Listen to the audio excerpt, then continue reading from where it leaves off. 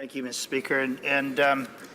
It is once again that we see that this government is, I guess, grabbing their toys like a kid in a sandbox. If they're grabbing their toys and they're going home, if they don't like the way that things are going.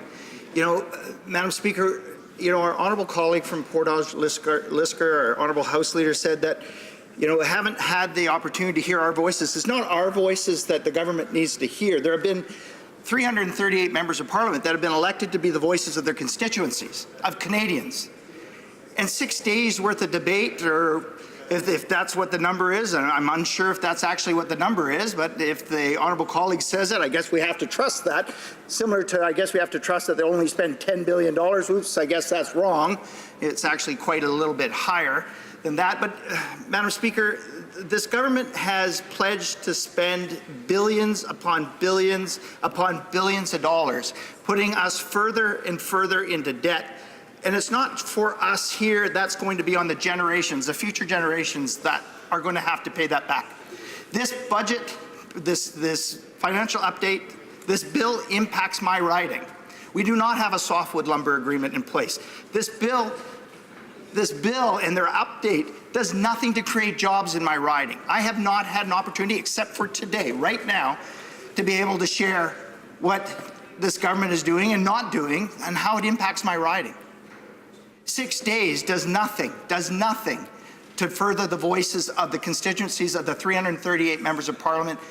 Madam Speaker, I ask you, ask the honourable colleague through you, why is the government trying to rush this through? And why not give Canadians and ourselves, the MPs, members of Parliament, as we have been elected, to be the voice of our constituents? The Honourable Government House Leader. Madam Speaker, I'd like to thank the honourable member for that question. And I agree that members of Parliament are elected to represent their constituents. I agree that we do important work for Canadians each and every single day. We are saying, let's continue that work. Let's continue to work hard for Canadians, whether they are in our constituencies or across this great nation. And including today, we will have had 6 days of debate on Bill C-29 at second reading.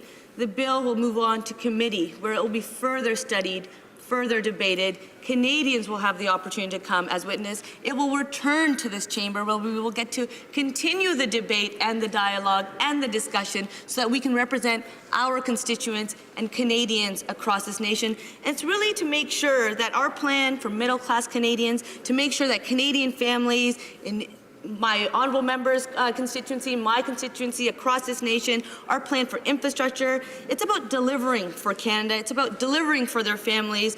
It's about delivering the plan that they elected this government on.